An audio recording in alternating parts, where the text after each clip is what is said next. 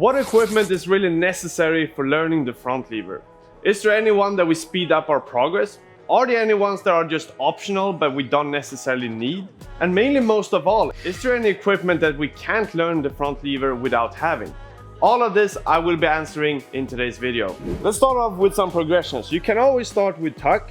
You can progress as you get stronger to advanced, eventually half lay, straddle, and maybe even full. So clearly no equipment is needed here. But is there a faster way to progress? Most certainly yes. A big problem with progressions is that it's in different stages and it can be a drastic jump in between them. So even though you're mastering one specific progression, it might be too hard for you to move on to the next one, but the one you're on right now is starting to get a bit too easy. And that's a problem. So we want to smoothen out the transition in between the progressions. And how do we do it? Well, we incorporate resistance bands.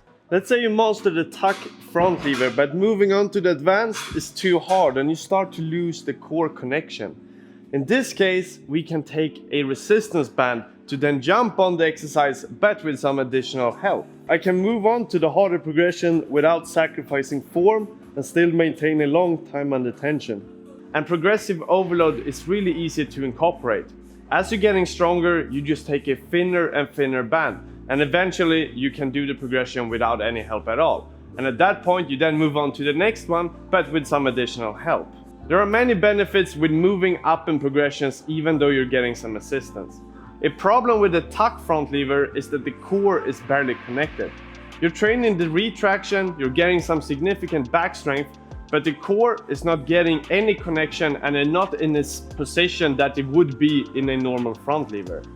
Therefore, if we can move up in progressions, let's say a straddle front lever or something that's at least activating the core, that is simulating the actual front lever way more. And at the end of the day, that's what we want to do. And the more we can simulate our actual goal, the better it's going to be. This also means that we can train all muscles involved in the front lever at the earlier stage, and then that's going to make us progress way faster because we don't need to focus only on the back and then realizing, oh, our core is not strong enough for this progression. And then you need to put focus there as well. It's better for us to focus on all of those things at the start and have this smooth transition and progress to our end result, the front lever. But there is more. Another benefit is that we can control time under tension. And that is basically how much time are we spending in a certain movement. So if we're doing a progression and we can hold it for 3 seconds, that is 3 seconds time under tension. That is not great being a progression. We want to aim to get about 8 seconds. And the reason behind it is because we want to get our body super comfortable with the movement. So even though you're building some strength, we want to guarantee that our body knows how to utilize that strength into performing the front lever. And this is where time under tension for progression plays a major role, because it's basically where we're teaching our body how the certain skill feels to perform. Then we can build additional strength, and since our body is really comfortable, we spend a lot of time in the movement, we can utilize the extra strength from other exercises that we get to then perform the skill. The big question now is, are resistance bands mandatory? No, but they are gonna speed up your progress tons and also make it way more enjoyable because you get to be in the positions at an earlier stage. So resistance bands is definitely something I do recommend. Would it be beneficial to gain additional strength in the muscles involved in the front lever? Well, yes, because that is gonna help us to actually perform it. And a really common exercise is the pull-ups to gain that extra back strength. But pull-ups are only beneficial for our front lever to a certain degree. And that is up until about 12 repetitions. If we start just doing more reps than that, we're building more towards the endurance side of the training.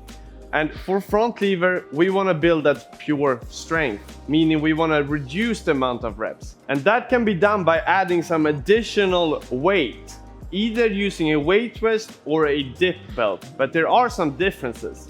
The weight vest is a great alternative if you don't have access to any weight plates. So for example, if you're training it at home, this could be a good option. The only restriction here is that you can't go to a really high number with the weights.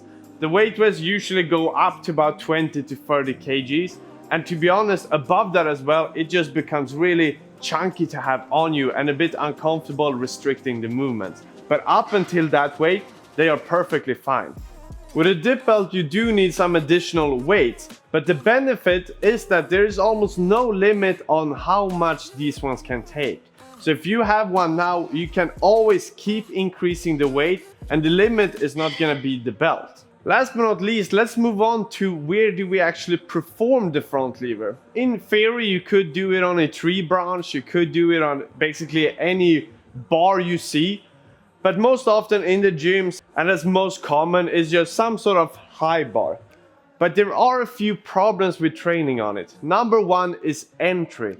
Every time you want to get into a progression or into the front lever, you need to do some sort of race, and wasting energy and making it harder to get into a good form. The other thing is using resistance bands. It's really hard to use resistance band in a good way on that high bar for you to get some help. Therefore, I do really recommend having some sort of lower bar to perform it on.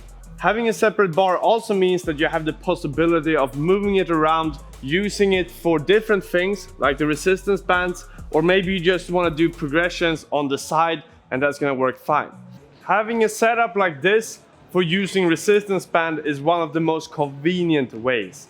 We will fasten the band in the upper bar and then actually perform the front lever on the bar underneath. This will guarantee that all our sessions we're getting the same amount of help, because the band is going to be fastened in the same position and also being stretched the same amount. The other thing is that it's super easy to enter this setup with the resistance band.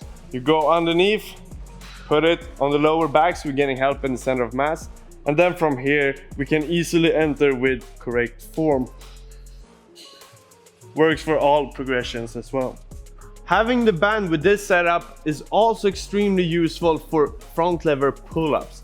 That may be a further progression that you're not working on right now, but in the future there's a high chance that you will do it. This setup allows you to get roughly the same help in the bottom position and in the top position.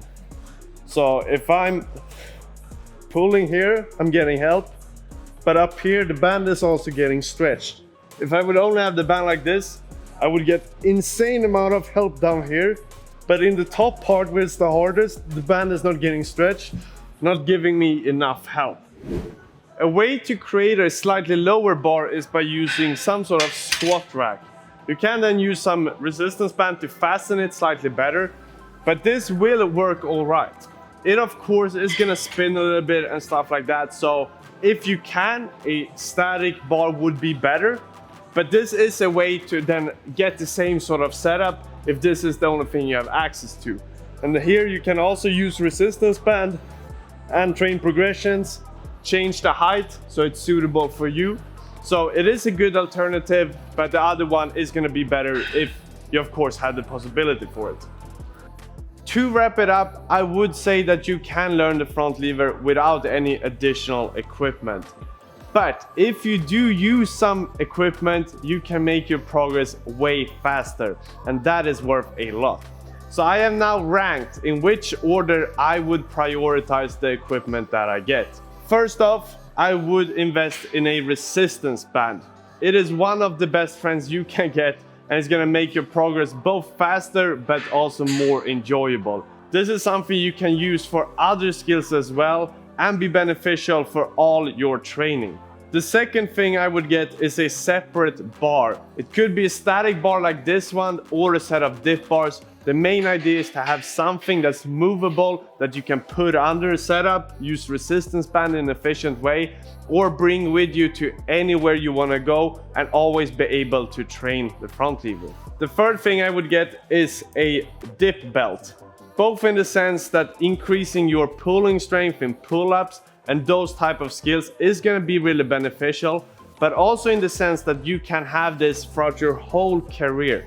There is literally no limit to how much weight you can put on, meaning that you only need to buy this once and you can use it throughout all your training for many years ahead. I will of course leave the link to all the things that I use and that I personally can recommend.